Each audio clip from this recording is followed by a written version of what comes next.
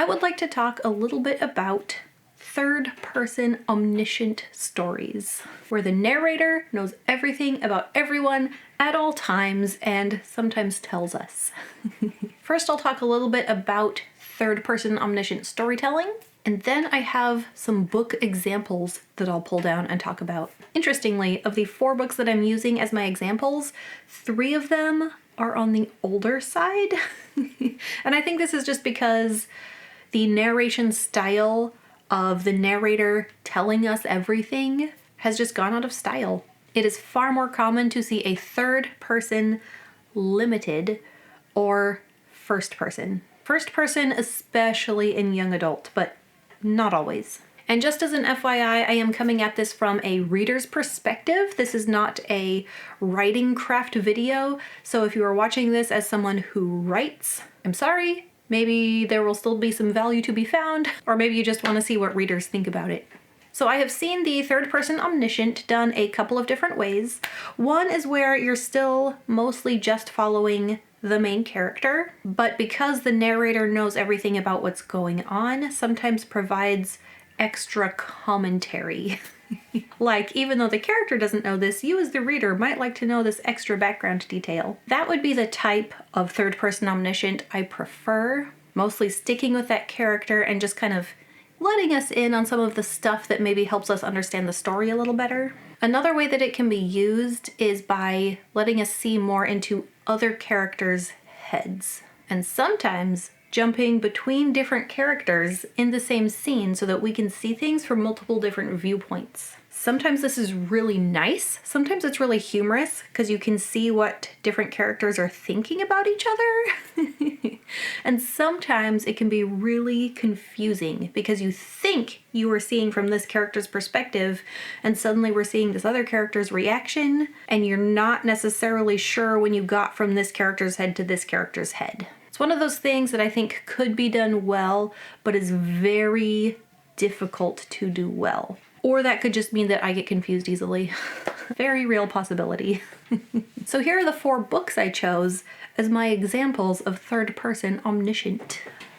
I'll start my book examples with the oldest, which is The Hobbit. This one has been around since the earlier parts of the 20th century. So influential. This one is more of the follow the main character with some extra commentary from the narrator. The Hobbit, Bilbo Baggins, is the main character. We get to see a little bit about the world around him.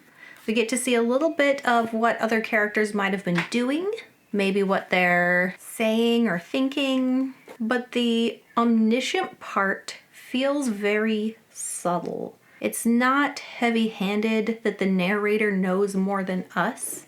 It's just he knows the story already because he's the one telling it to us and puts in a little extra here and there. Very tasteful. My next oldest example, Dune. This one's from early in the second half of the 20th century. Still going strong with third-person omniscient perspective. This is one that does some of what is called head hopping. And it's done in such a way that can feel a little confusing because we're with Paul, seeing in Paul's brain what's going on with Paul, what's happening there, and then suddenly, like with no warning, now it's Jessica or another character. But it's very, very quick transitions between characters to the point where sometimes I didn't realize I was in another character's head until like they were observing the other character across from them. And you have to love how the 1984 version of the movie decided to do their take on this, where they did the weird whispering thing.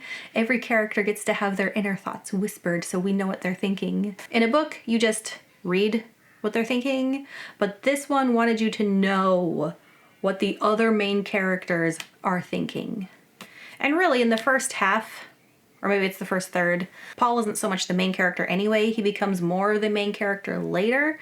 So we still want to know what's happening in his head. So by the time we get to him as a main character, we know him a little bit at this point. Jessica changes a lot. We're seeing what she's thinking about her son as he's changing. There is a lot of depth in this one, going really deep into what characters are thinking. And then it just switches a lot. Third example, and next most recent, least recent, my third oldest example, is the Magician series. This is just the first one by Raymond E. Feist. This might not have been on my list for this video, except that I just read it. So it was fresh in my mind, and I was freshly thinking, it's kind of weird how we follow the main character, Pug, the young boy, but then when he leaves a room, we are seeing what someone else is thinking about him. And I don't even know if I would call it so much third person omniscient. It's almost like a third person limited, where it's limited to the character we're following right now, but then it'll switch to another character and then we get to know everything that that character is thinking. So it's not like doing the head hopping thing within a scene, but it will switch to another character in the same scene, and then it's like that character is the main character of that chapter now, and so now we get to see what they think. This one didn't have that confusing feel of, well, I thought we were with this character and now we're in this character. The switching perspectives was a little more reactive. Like, here's something that happened with this character and here's what this character thought about it. I might have preferred if this one had been done in a more limited style, because I think the extra commentary from the other characters was not really needed. It was there more for humor, maybe more for depth, but I'm not sure that it really helped the story, which really is what you want, right? You want whatever literary devices are being used to help the story, or the character building, whatever. Oh, this one came out in 1982. It's only a little bit older than I am. Now my last example is the most recent, most modern. It was not my favorite one of the year, partly because of the way the omniscient narrative style was used. That is Stone and Sky by Z.S. Diamante. This one came out in 2023, so it is not very old yet. And this might be one of the few examples of a newer book that I have that uses third-person omniscient. You just don't see it as often. And I'm going to say that the thing that really I don't like the most about third-person omniscient is when there's a bunch of head hopping going on. Unfortunately, this book was pretty guilty of that, and it would be very sudden, sometimes a little jarring. The one that I remember the best was a character on the ground looking up at the person who was in flight, and we're seeing what they're thinking, and then it switches to that person who's in flight looking down, and I was like, wait a minute, that was like almost like Vertigo, like going from the ground to the sky really fast. Now, I've also seen people say that this is one of their favorite books, so don't take my feelings on it as whether you should check it out or not. It is a very cute, not just dragon rider book. There's like each different race of the peoples that live in Finlestia have their own type of flying steed. I don't remember what they all are. There's griffins, obviously. I think maybe wyverns and pegasi? It's been a little while since I read it, but I liked that kind of separation of this people have these magical steeds and these people have these, and I thought that was kind of cool. Out of these, the Hobbit's usage of omniscience is my favorite. It's not overdone, it's not confusing, just a little bit here and there.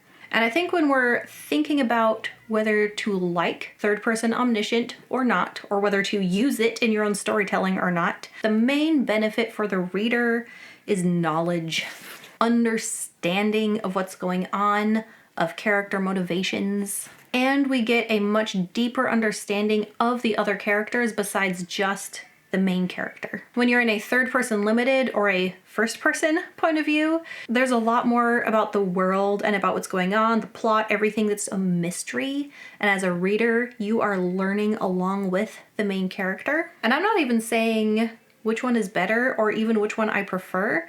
I think there's something good to be said about each one of those styles as long as it's well done. Just not second person. Actually, I don't know if I've ever read a really well done second person point of view story. If you know of any good ones, let me know. I've only seen it done in a style of like letter writing, which makes a lot of sense, and nonfiction, I guess. And then the drawbacks of the third person omniscient can be confusion when it's not done well, the head hopping, the not being clear whose perspective we're seeing from right now and why we're seeing from this other person's perspective right now. Or if it's not seeing into people's heads and it's the narrator adding commentary and giving extra details, if they're giving too much. Don't reveal everything right now. Let us find things out as the story progresses.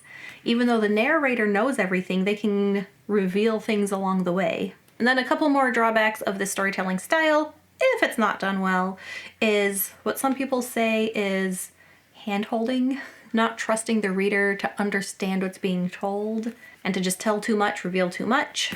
I'm not sure I have a good example of that. I'm not sure that I've read a book and felt that feeling of, oh, this author is just hand-holding me. They're just explaining too much that doesn't need to be explained. But I've heard people say it, so I know that feeling exists. And then sometimes it just feels like the author needed us to know. Or maybe they couldn't choose which character to follow, so we just need to see from everyone's point of view. As far as what perspective is being used to tell a story, I don't think I would base whether I choose a book or not on which perspective is being used. What matters is if it's well done. And if you have book recommendations on ones that do it as well as Tolkien and The Hobbit, let me know. Put it in the comments. Thank you to my patrons. I appreciate you guys a lot. Link to my Patreon, my Instagram will be in the description. I will put links to the relevant authors' websites also in the description. And happy reading. Bye.